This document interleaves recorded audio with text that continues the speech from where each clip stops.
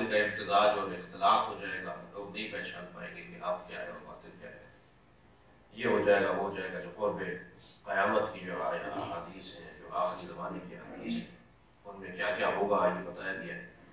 ان میں ایک بات یہ ہے کہ جی کوئی دین سمجھنے اور سننے والا نہیں ہوگا، یعنی دین سے دوری ہوگی، دین کی مخالفت ہوگی. ہمیں اس بات کو غنیمت جاننا چاہیے کہ امام حسین کے نام پر لوگ سننے کے لیے تیار ہیں.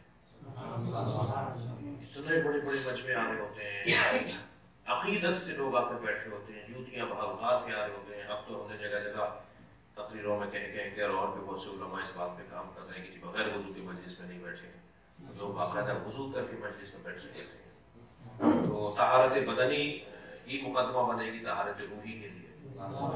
تو یہ اس عقیدت کے ساتھ، اس احترام کے ساتھ مجلسوں میں بیٹھنا، شرکت کرنا، اس پہ خرچے کرنا، اس پہ اپنے آپ کو قربان کر دینا، یہ کم بات نہیں ہے. یہ بڑی بڑی غنیمت بات ہے. اور سننا چاہتے ہیں وہ. اب ماحول بہت تیزی سے اس طرح بڑھ رہا ہے کہ وہ علماء کو سننا چاہتے ہیں.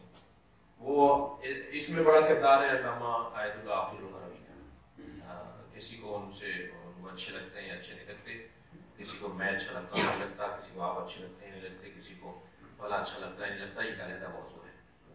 بات جو ہے وہ یہ ہے کہ کس نے جو مثبت، جس کا جو مثبت پہلو ہے، جو کام ہے، اس کی طرف اگر ہم غور کریں تو حضرت آیت اللہ آخر الغربی نے پاکستان میں یہ مزاج بنایا ہے. ہم نے بھی اس میں اپنا ہلکا نمک ڈالا ہے. یہ اصطلاحوں پر بحث ہو رہی ہے. ٹھیک ہے. اب ہمارے یہاں ممبر پر تفسیر، جب کسی آیت کی آپ تفسیر بیان کر رہے ہیں، مثلا سورہ مبارکہ ملک کی ابتدائی مثلا آیت ہے تبارک الذی بیدہ الملک وہو علی کل شیء قدیر الذی خلق الموت والحیاۃ لیبلوکم ایکم احسن عملا.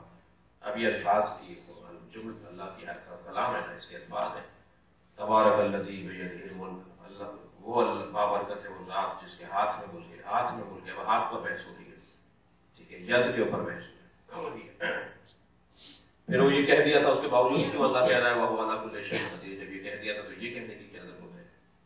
یہ قدرت کسے کہتے ہیں، قادر کسے کہتے ہیں، مقدور کسے کہتے ہیں؟ یہ آپ الفاظ لغت پر بحث کریں. ممبر پر اس وقت لغت پر بحث پسند کی جائے گی، جو خود ایک علمی بالغی اور علمی ترقی کی نشانی ہے کہ مجمع وہ علمی اصطلاحوں کو سننا چاہتا ہے. وہ آپ کی گہری باتیں، وہ فلسفیانہ گفتگو، وہ آپ کی تفصیلی نکات، وہ آپ کے احادیث سے استفادہ اور اس کے الفاظ کی نشست کے اوپر بحث. مثلا یہاں جو ہے وہ کیوں کہا ہے وَلِلَّهِ الْأَسْمَاءُ الْحُسْنَىٰ، اللہ ہی کے لیے بہترین نام ہے. کیونکہ للہ جار مجرور ہے، جار مجرور اگر مقدم ہو جائے تو انحصار کا فائدہ پہنچاتا ہے. جی اللہ ہی کے لیے ترجمہ ہوگا، اللہ ہی کے لیے بہترین نام ہے. اگر اس کو برعکس کر دیتا، اللہ کہتا وَالْأَسْمَاءُ الْحُسْنَىٰ لِلَّهِ، اسماء الحسنى اللہ کے لیے ہیں، تو پھر وہاں ترجمہ ہی والا نہیں ہوتا. اللہ کے لیے بھی بہترین نام ہے، وہاں کہہ رہے ہیں اللہ ہی کے لیے بہترین نام ہے. یہ جو ہی والا ترجمہ یا انحصار والا ترجمہ آپ کر رہے ہیں وہ للہ کی وجہ سے کر رہے ہیں نا. یہ والی بحثیں اور عوام سننا چاہ رہی ہے. یعنی وہ جو علمی اصطلاحیں ہیں، وہ جو آپ کی کتابی اصطلاحیں ہیں، لغت کی گفتگو ہے، وہ لوگ سننا چاہ رہے ہیں. جس عالم میں ہندوستان کے بعض علماء کو جانتا ہوں جو خطیب ہیں، بعض ہمارے دوست ہیں، ساتھ رہے ہیں، ساتھ پڑھے ہیں، ان کی تقاریر ابھی سلسلہ کھادی پہ نشر آ رہا تھا، دہلی کا کہیں نشر تھا. مولانا علی عباس صاحب روشن علی نجفی صاحب کے بیٹے پڑھ رہے تھے وہ شرح، تو وہ اصطلاحی بحث کر رہے تھے. مولانا دیرم رضوی صاحب وہ لغت کی گفتگو کر رہے تھے، لغت کی شرح کر رہے تھے، یعنی الفاظ کے اوپر بحث کر رہے تھے. مجمع بہت شوق سے سن رہا تھا. تو یہ علمی طلب ہے جو ہمارا معاشرہ. اچھا یہ کام نہیں کر پائے گا وہ کہ جسے مدرسہ نہیں پڑھاؤ. یہ میں نے مثالیں کیوں دی ہیں. یہ کام وہ بالکل نہیں کر پائے گا جس نے ادبیات نہ پڑھی ہو، جس نے نحو و صرف نہ پڑھی ہو، جس نے بساط و بلاغت معنی بیان نہ پڑھا ہو، جس نے فلسفہ نہ پڑھا ہو. جی وہ یہ کام کر ہی نہیں پائے گا. اس کے لیے ضروری ہے کہ وہ حوزوی تعلیم اس کی ہو.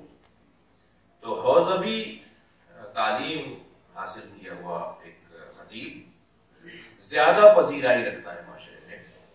پیسہ تو آپ کو ڈھونڈے گا، پیسہ آپ کے پیچھے بھاگے گا. اتنا پیسہ ہے اس میں، دنیا ہی دنیا ہے اس میں. اس کے لیے ضروری ہے کہ ہر کچھ دن بعد نجف آ جائیے، مشہد چلے جائیے، خوب چلے جائیے، بیوی کی جالی پکڑ کے اپنی ویکسینیشن کروا کے رکھیے،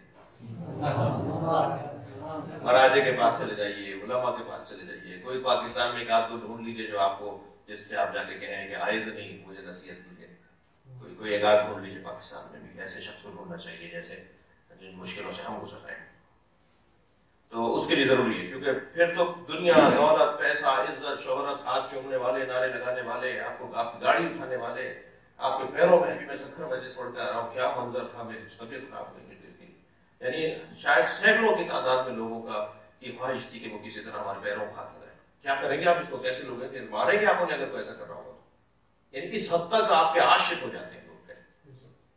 جب آپ علمی بات کا جب جو بھی آپ، میں اب اس میں یہ نہیں کہ ہم کچھ کر پا رہے ہیں، ہم اپنے علمی حیثیت کو جانتے ہیں بہت زیرو ہیں اور نہیں ہے کچھ ہمارے پاس، لیکن اگر تھوڑی سی بھی ہم محنت کریں، یہ تو تھوڑی سی محنت کرنے پر ہے نا. اگر ہم اپنی محنت کو اور بڑھاتے ہیں، اپنے علمی معیار کو، وقار کو اور بہتر کر لیں تو کیا ہوگا؟ وزیر آئی آپ کی یعنی 2,000 3,000 آدمیوں کا مجمع آپ سننے آتا ہے، دور دور سے پارکنگ دیکھنے کی ہوتی ہے.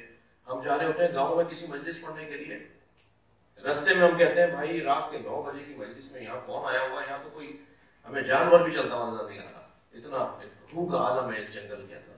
1 گھنٹے کا جنگل کا سفر کر کے جب وہاں پہنچے تو معلوم ہے 2,000 موٹر سائیکلیں کھڑی ہیں پہلے سے ہمارے انتظار میں. یعنی باہر موٹر سائیکلوں پہ لوگ آئے ہوئے ہیں، 500 سوزوکیاں جن پہ 20-20 25-25 آدمی چڑھ کر آئے. اور اندر جا کے دیکھا تو 2,000 کا مجمع ہے. رات کے 9 بجے ایک سناٹے کے علاقے سے اٹھتے ہوئے آئے لوگ اور وہ صرف آپ کو سننے کے لیے آئے ہوئے. یہ کتنی بڑی غنیمت بات ہے کہ آپ کو سننا چاہتے ہیں،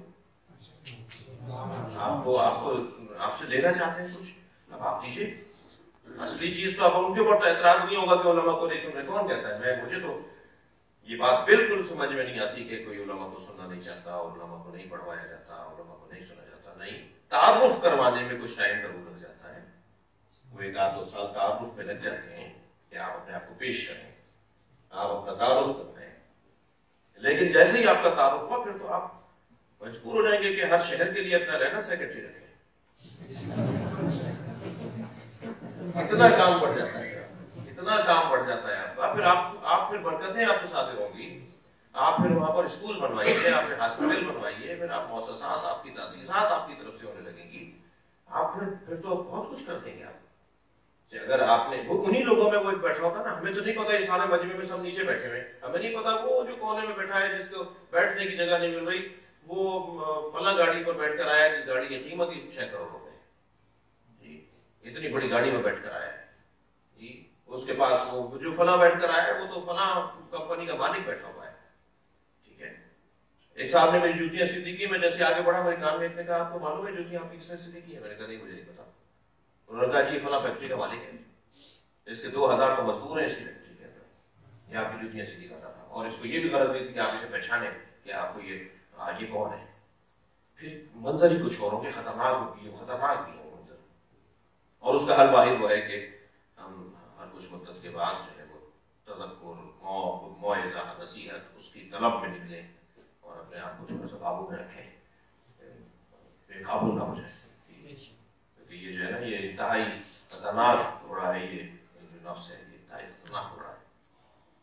تو غرض یہ کہ یہ کام خدا پسند ہے، رسول پسند ہے، اہل بیت پسند ہے، مولا علی کا فن ہے. مولا کا فن ہے نا، ہم تو اس حوالے سے مولا علی کا فن ہے خطابت.